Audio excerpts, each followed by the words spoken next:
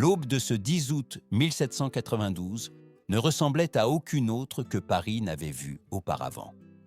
Dès les premières lueurs, alors que la brume enveloppait encore les toits et que les ombres semblaient surgir de chaque coin, le palais des Tuileries s'éveilla avec un frisson qu'aucun chroniqueur n'oublierait jamais. Les cloches sonnaient avec une urgence presque féroce, comme si elles annonçaient non seulement le danger, mais la fin d'un monde entier. Moi, témoin de cette époque convulse, je peux dire que je n'ai jamais entendu un son aussi chargé de présages. C'étaient des tintements qui n'appelaient pas à la prière, mais au chaos. À l'intérieur du palais, la famille royale se leva en sursaut, consciente que le destin ne leur appartenait plus. 3 ans auparavant, la reine Marie-Antoinette avait régné entourée de splendeur, de protocoles et de luxe qui semblaient destinés à durer des générations. Elle se tenait désormais derrière des portes barricadées, écoutant la ville qu'il avait autrefois acclamée s'avancer vers elle avec une fureur contenue. Là, à ce moment-là, la femme qui avait été le symbole de la royauté commença à sentir son identité se défaire comme un étendard qui s'effiloche au vent. De mon regard de chroniqueur antique, je me souviens comment le palais n'était plus ni foyer ni refuge. Après la tentative d'évasion ratée vers Varennes en 1791, les Tuileries étaient devenues une prison parée. Le peuple, qui avait autrefois cru en la couronne, murmurait maintenant la trahison à chaque pas. Des pamphlets et des caricatures se répandaient dans les rues, ridiculisant la reine, la surnommant Madame Déficit, l'accusant de dévorer les richesses de la France pendant que le peuple saignait de faim et de révolution. Son origine autrichienne devint un stigmate, un fardeau que certains interprétèrent comme une preuve irréfutable de conspiration. Alors que les cloches continuaient de clamer, une rumeur d'acier commença à inonder l'esplanade du palais. C'étaient des pas, des centaines de pas, des milliers peut-être. Des gardes nationaux, des citoyens armés, d'anciens sujets du roi qui marchaient maintenant contre lui. Je les voyais avancer comme un fleuve sombre qui grossissait à chaque rue traversée. Dans les yeux de beaucoup brillait l'exaltation, dans ceux d'autres, une haine tempérée par des années de frustration. Les drapeaux flottaient, comme si le vent lui-même exigeait justice, même si cette justice était teintée de vengeance. Marie-Antoinette, enfermée dans ses pensées, dut comprendre que cette aube scellait la fin. Et non la fin de sa journée, mais la fin de son monde. L'ordre divin qui soutenait les monarchies européennes commença à se fissurer sous le poids de la clameur populaire. Les gardes suisses, à l'intérieur du palais, restaient fermes, disciplinés, décidés à résister. Cependant, l'indécision du roi Louis XVI les condamnerait tous. Son refus d'autoriser l'usage de la force permit au destin de suivre son cours sans résistance. Alors que la foule encerclait le palais, Paris semblait retenir sa respiration, attendant l'explosion inévitable. À cet instant, l'histoire commença à se mouvoir avec une cruauté qu'aucun monarque ne pourrait arrêter. Les Tuileries, ce symbole de pouvoir, étaient à un soupir de devenir un champ de ruines morales. Et c'est ainsi que commença la chute d'une reine dont l'histoire provoque encore aujourd'hui débat, indignation et tristesse. Rien ne serait plus jamais pareil après cette aube. L'avancée des insurgés vers les Tuileries ne fut pas un élan spontané, mais la conséquence douloureuse d'années de méfiance accumulées. Depuis le jour où la famille royale avait tenté de fuir vers Varennes, le lien entre monarchie et peuple s'était rompu comme une corde usée, qui finit par céder sous la tension. Depuis lors, chaque geste de la reine, chaque murmure dans les couloirs du palais, était interprété comme une intrigue, une trahison ou un mépris envers ceux qui subissaient le poids de la misère. Dans les marchés, on parlait d'elle comme d'une ennemie du sol français lui-même, et ce ressentiment, alimenté par les rumeurs et les pamphlets incendiaires, marchait maintenant vers sa porte, transformé en fureur collective. Les gardes suisses, disciplinés comme des guerriers ancestraux, restèrent fermes à leur position, conscients que le destin du royaume dépendait de leur résistance. Leur loyauté était inébranlable, presque rituelle, comme si défendre le roi était une mission sacrée. Mais tout leur courage se heurtait à un obstacle qu'ils n'avaient jamais imaginé, l'indécision paralysante de Louis XVI. Ce monarque, dont la voix aurait pu changer le cours des événements, resta prisonnier entre le doute et la peur. Il ne voulut pas verser de sang pour sauver son trône, et par là, il condamna ceux qui étaient prêts à verser le leur pour lui. Je me souviens, Comme si j'entendais encore l'écho, comment la foule rompit finalement la résistance extérieure. Les insurgés, alimentés par un mélange d'indignation et d'espoir révolutionnaire, pénétrèrent dans le palais comme un torrent débordé. Le choc fut brutal. Les couloirs autrefois ornés de marbre et de tapisserie résonnèrent maintenant des cris de combat, des pas désordonnés et du cliquetis des armes. Des dizaines de gardes tombèrent. Le sang macula les pierres froides, comme s'il voulait laisser un témoignage indélébile de cette journée. Ce lieu de cérémonie solennelle et de banquet devint une scène d'effondrement moral. Pendant que le palais brûlait dans le chaos, la monarchie s'effondrait en silence. Ce même jour, l'Assemblée suspendit officiellement le pouvoir du roi. Les dernières murailles symboliques qui le protégeaient se défirent sans pitié. La famille royale, entourée d'une escorte armée, fut transférée au Temple, une forteresse médiévale qui, pendant des siècles, avait gardé les secrets de l'ordre du Temple et qui custodierait désormais ceux qui avaient autrefois gouverné la France. C'était un enfermement qui avait le goût d'un destin inexorable. La reine cessa d'être traitée comme une souveraine. Elle cessa même d'être vue comme une femme. Elle devint, aux yeux du peuple et des révolutionnaires, un symbole à abattre. Dans le regard de ceux qui observaient le transfert, on pouvait lire autant la victoire que la cruauté. Certains affirmaient que la chute de la reine était une justice poétique, un acte nécessaire pour renverser la tyrannie. D'autres, en revanche, commençaient à remarquer que la révolution, dans sa fin de justice, commençait à dévorer plus que des chaînes. Elle dévorait des vies, des sens, des certitudes. Cette contradiction flottait dans l'air comme un présage de l'horreur à venir. Marie-Antoinette, le visage froid comme une statue brisée, comprit alors qu'il ne restait plus aucun refuge. Les Tuileries n'étaient plus qu'une ruine morale. Le Temple serait le chemin vers son destin final. À partir de ce jour, la reine cessa de marcher vers l'avenir et commença à marcher vers sa sentence. La nuit du 2 août 1793 fut une nuit qu'aucun garde, aucun fonctionnaire et aucun prisonnier n'oublierait jamais. Lorsque les hommes de la Commune de Paris firent irruption au Temple pour annoncer le transfert de la reine, ils ne le firent pas avec solennité ni respect, mais avec la froideur mécanique de ceux qui portent un mandat dont la fin est déjà décidée. Marie-Antoinette comprit, en voyant apparaître ces figures dans la pénombre, qu'elle n'était plus reine, ni même une noble prisonnière, mais simplement un corps destiné à être conduit vers l'ombre définitive. Sa fille, Madame Royale, se souviendrait des années plus tard dans ses mémoires que sa mère l'avait étreinte sans prononcer un mot, car le moindre murmure, même le plus pur, pouvait être entendu par des oreilles prêtes à le transformer en arme. Avant l'aube, l'escorte transféra la femme qui avait été le symbole de la France vers la conciergerie, cette prison située sur l'île de la Cité que beaucoup, même avant la Révolution, appelaient l'antichambre de la guillotine. C'était un lieu construit davantage pour briser les âmes que pour enfermer les corps. Là, devant le registre officiel, son nom fut amputé par décret. Elle n'était plus Marie-Antoinette d'Autriche, ni la reine de France. Elle était simplement la veuve Capet. Un nom qui sonnait comme une sentence en soi, comme si avec ces deux mots, on voulait effacer toute trace de dignité qu'elle avait jamais portée.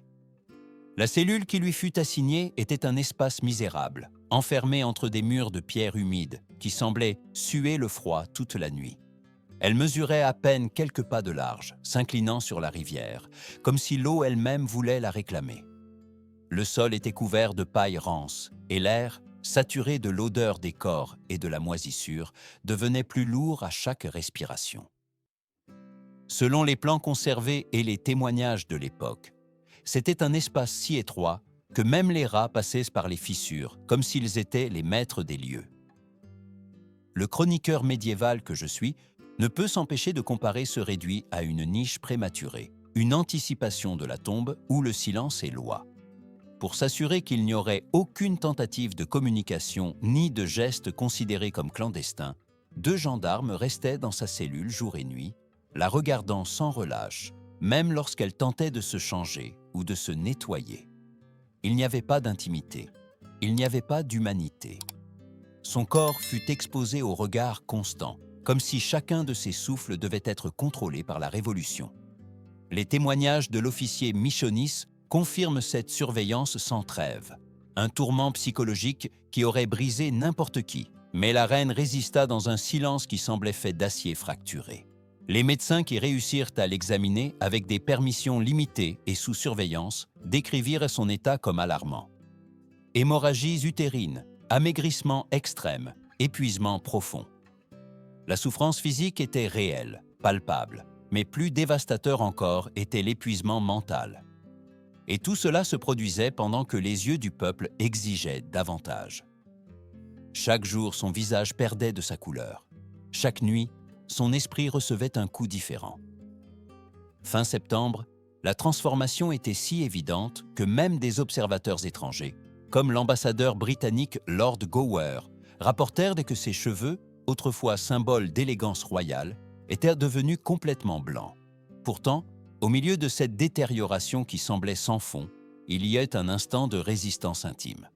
Un petit acte de rébellion silencieuse que l'histoire faillit perdre. La lettre qu'elle tenta d'envoyer à sa belle-sœur, Madame Élisabeth. Elle y écrivit « Il ne me reste plus aucune espérance en ce monde ». C'était une lamentation, oui, mais aussi une manière d'affirmer qu'il n'avait pas réussi à la briser complètement. Cependant, la lettre fut interceptée et ne parvint jamais à sa destination. Comme tant d'autres choses dans sa vie, même ses derniers mots privés lui furent arrachés. À la conciergerie, Marie-Antoinette ne marchait plus vers un jugement juste, elle marchait vers une fin déjà écrite. Elle était une ombre dans un monde qui avait décidé de l'effacer. Le 14 octobre 1793 se leva sous un ciel lourd, si gris, qu'il semblait annoncer un sombre présage sur Paris. Ce jour-là, dans la grande salle de la conciergerie, la Révolution allait présenter non pas un procès, mais un spectacle déguisé en justice. Lorsque les gardes conduisirent Marie-Antoinette dans la salle, le murmure des présents était comme le bourdonnement d'un essaim prêt à attaquer sa proie. Ils avaient soigneusement sélectionné les spectateurs, des fanatiques, des partisans des Jacobins, des hommes et des femmes qui ne cherchaient pas la vérité, mais à voir tomber celle qu'ils avaient transformée en le visage de toute leur douleur. La reine apparut dans une robe noire et une simple coiffe blanche. L'austérité de sa tenue contrastait avec la férocité de l'ambiance. Son visage était pâle, les yeux cernés, mais elle maintenait une posture ferme, presque défiante. À cet instant, même moi qui observais la scène avec la froideur d'un chroniqueur habitué aux morts et aux batailles, compris que cette femme était prête à supporter l'humiliation sans abandonner sa dignité. Mais la Révolution ne voulait pas de dignité, elle voulait la destruction. Les accusations furent lues avec la fausse solennité de ceux qui avaient déjà décidé de son destin bien avant qu'elle ne prononce un seul mot. On l'accusait de trahison, de conspiration avec des puissances étrangères, de coordination de complots pour restaurer le pouvoir royal. Chaque accusation était une pierre lancée contre une figure qui avait été diabolisée pendant des années dans des pamphlets et des réunions populaires. De nombreuses preuves étaient incomplètes, déformées ou basées sur des rumeurs. Mais rien de tout cela n'avait d'importance. La salle n'exigeait pas de preuves, elle exigeait une condamnation. Et puis vint le coup le plus vil de tous. Fouquier-Tinville, le procureur impitoyable dont la réputation était baignée de sang, prononça l'accusation finale. Inceste avec son propre fils, le petit Louis-Charles. Ce mot tomba sur la salle comme un éclair, arrachant des soupirs, des rires nerveux et des cris d'approbation. C'était une atrocité si grave que même parmi les révolutionnaires, certains ressentirent un frisson d'inconfort. Jusqu'où irait la soif de vengeance du peuple? Était-il nécessaire de toucher au plus sacré pour détruire complètement une femme? Marie-Antoinette écouta l'accusation sans ciller, mais en elle, quelque chose dut se briser. Et pourtant, elle ne répondit ni avec colère ni avec des larmes. Elle le fit avec une phrase qui traverse encore les siècles. J'en appelle à toutes les mères. Ces 6 mots firent trembler la salle, non pas parce qu'ils éveillèrent sous la compassion, mais parce qu'ils mettaient à nu la monstruosité de l'accusation. Pendant un instant, même les ennemis les plus féroces se turent, incapables de soutenir le regard qu'elle leur adressait. Malgré tout, le procès continua comme une machine implacable. On présenta comme preuve la soi-disant armoire de fer, un coffre de documents trouvé aux Tuileries, qui aurait contenu des preuves de sa conspiration. Mais beaucoup de papiers étaient ambigus ou n'avaient pas de lien direct avec elle. La défense fut minimale. On ne lui permit pas d'appeler de témoins, Aucune contradiction ne fut investiguée. C'était un rituel, un sacrifice politique déguisé en processus légal. Après 2 jours d'interrogatoire, de murmures, de cris et d'accusations, le jury revint avec le verdict que tous attendaient, mort par guillotine. Marie-Antoinette reçut la sentence sans aucune expression, comme si elle le savait déjà depuis des mois, peut-être depuis cette nuit où on l'avait arrachée à sa fille. À 4 heures du matin du 16 octobre, le verdict fut lu dans sa cellule. La femme qui avait été reine cessa d'être accusée. Dès cet instant, elle n'était plus qu'une condamnée. Cette aube ne marqua pas la fin du procès, mais le début de son dernier chapitre, celui qui fait encore trembler ceux qui s'en souviennent. L'aube du 16 octobre 1793 arriva avec une froideur qui semblait traverser les pierres mêmes de la conciergerie. Les pas des gardes résonnèrent dans le couloir comme un présage définitif.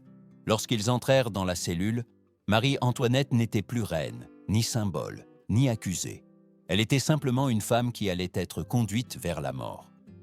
À 7 heures du matin, on la réveilla, bien que certains disaient qu'elle n'avait pas dormi du tout, qu'elle avait passé la nuit dans une veillée silencieuse, attendant le moment où l'histoire déciderait enfin de l'arracher à un monde qui ne la voulait plus. On lui permit de changer ses vêtements pour une simple chemise blanche, sans ornement, sans dignité, sans les restes de la splendeur qui l'avait autrefois entourée. On lui lia les mains derrière le dos, non pas parce qu'on craignait une résistance, mais parce que la Révolution voulait démontrer que même dans ses derniers pas, elle n'aurait aucun contrôle sur son propre corps. En contraste, son époux, Louis XVI, avait été transporté dans une voiture fermée au moment de son exécution. Elle, en revanche, fut obligée de monter sur une charrette ouverte, la même que celle qui transportait les criminels ordinaires. C'était une humiliation délibérée, conçue pour montrer au peuple qu'aucune once de grandeur ne survivait chez la femme qui avait jadis régné sur la France. Le trajet vers la place de la Révolution fut lent, presque rituel. La foule s'était massée le long de la rue Saint-Honoré, formant un couloir humain qui semblait diviser la ville en 2 mondes irréconciliables. Certains criaient des insultes, levaient les poings, exigeaient une justice teintée de sang. D'autres observaient en silence avec un mélange d'horreur et de fascination, comme s'ils assistaient aux funérailles publiques de l'ancien ordre. Moi, de loin, je voyais cette charrette avancer comme une relique funèbre, mue par la haine du peuple. L'apparence de la reine ne laissait aucun doute sur le tourment qu'elle avait subi. Son visage était pâle, ses joues creuses, sa silhouette brisée par l'enfermement. Ses cheveux, coupés auparavant par l'assistant du bourreau, montraient des mèches blanches comme une neige prématurée, un cruel rappel de la peur, de la douleur et de la dégradation qu'elle avait endurée. Malgré tout, au milieu de cette désolation, elle garda la tête haute. Elle ne parla pas, elle ne pleura pas, elle n'implora pas. Elle marchait vers la mort avec la même contenance qu'un chevalier médiéval accepterait son destin après avoir perdu une bataille. Arrivé à l'échafaud, le bourreau Henri Sanson l'aida à monter les marches. Le bois craqua sous ses pieds, comme si la structure elle-même reconnaissait le poids symbolique du moment. On raconte qu'un instant, en tentant de garder l'équilibre, elle marcha accidentellement sur le pied du bourreau. La réaction fut immédiate, si humaine qu'elle traversa le temps. « Pardonnez-moi, monsieur, je ne l'ai pas fait exprès. » Ces mots, les derniers qu'elle prononça de sa vie, tombèrent sur la foule comme un murmure inattendu, presque impossible à haïr. À cet instant, même le peuple qui avait clamé sa mort resta suspendu entre le mépris et l'étrange sensation de voir mourir un être humain, non un monstre. À 12h15 de l'après-midi, la lame tomba. Le son métallique coupa l'air comme une sentence définitive, suivi d'un silence si dense qu'il sembla absorber tous les cris contenus. Ce ne fut qu'après ce silence qu'éclatèrent les acclamations de « Vive la République ». Mais ceux qui étaient les plus proches affirmèrent que même dans ce tumulte, il y eut un instant où personne ne voulut regarder directement le corps. La mort, quand elle arriva enfin, n'apporta pas la gloire. Elle ne laissa qu'un vide que ni les mots ni la Révolution ne pouvaient combler.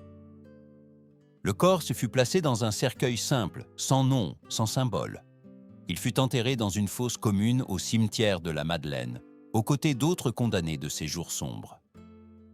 Ainsi se terminèrent les restes physiques d'une reine, mais non le débat sur la question de savoir si sa mort avait été justice ou vengeance. Lorsque la lame tomba et que le corps de Marie-Antoinette fut enterré dans une fosse anonyme, beaucoup à Paris crurent que l'histoire était terminée. Ils pensèrent qu'avec la mort de la reine, se clôturerait le chapitre le plus sombre de l'Ancien Régime, que la douleur du peuple trouverait un soulagement et que la révolution purifiée par le sang marcherait vers une nouvelle ère. Mais le temps, juge silencieux de tous les hommes, démontra qu'aucune fin imposée par la violence n'est une vraie fin. La mort, à elle seule, ne calme jamais la faim de justice. Elle ne fait que laisser des blessures qui mettent des générations à cicatriser. Plus de 20 ans s'écoulèrent avant que l'histoire ne prenne un tournant inattendu. Avec la restauration bourbonienne en 1815, les restes de la reine furent exhumés et transférés à la basilique de Saint-Denis, lieu de sépulture des rois de France. Là où reposaient des figures qui avaient façonné le destin du royaume pendant des siècles, Marie-Antoinette retrouva son identité perdue. Ce fut une réinhumation solennelle, presque sacrée, comme si le pays qui l'avait condamnée à mourir voulait maintenant lui rendre la dignité arrachée. Et moi, qui avais été témoin de sa chute, je compris que l'histoire a ses propres équilibres, parfois cruels, parfois miséricordieux. Mais même cet acte final ne parvint pas à faire taire la question qui depuis lors divise ceux qui se souviennent de ces temps. Sa mort fut-elle justice ou vengeance?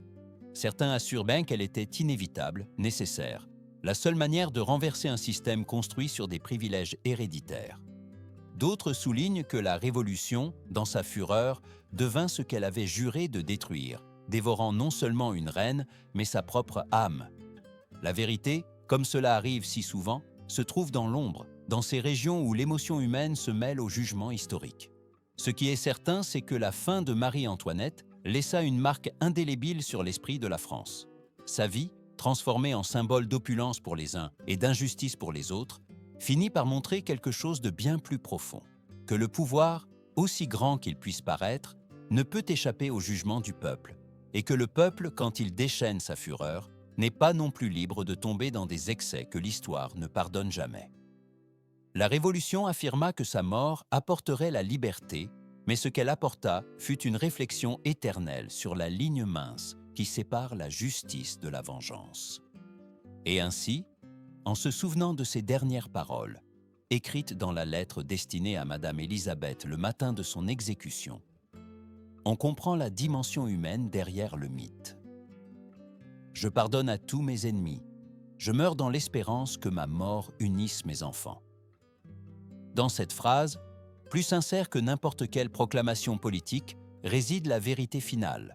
Ce ne fut pas la reine qui parla, mais la mère, la femme, l'être humain épuisé mais encore capable de pardonner. Aujourd'hui, des siècles plus tard, son histoire est toujours vivante.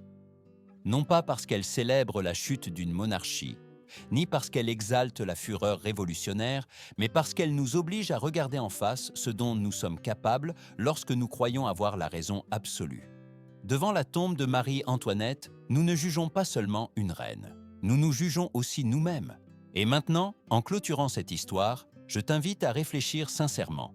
Que représente pour toi la mort de Marie-Antoinette? Fût-ce justice? Fût-ce une cruauté inutile? Ou fût-ce le résultat inévitable d'un monde débordé par le désespoir et la colère? Laisse-moi ton opinion dans les commentaires et partage ta vision de la violence et de l'injustice dans l'histoire. Ta voix compte, car c'est dans le débat que nous comprenons mieux qui nous sommes et où nous voulons aller.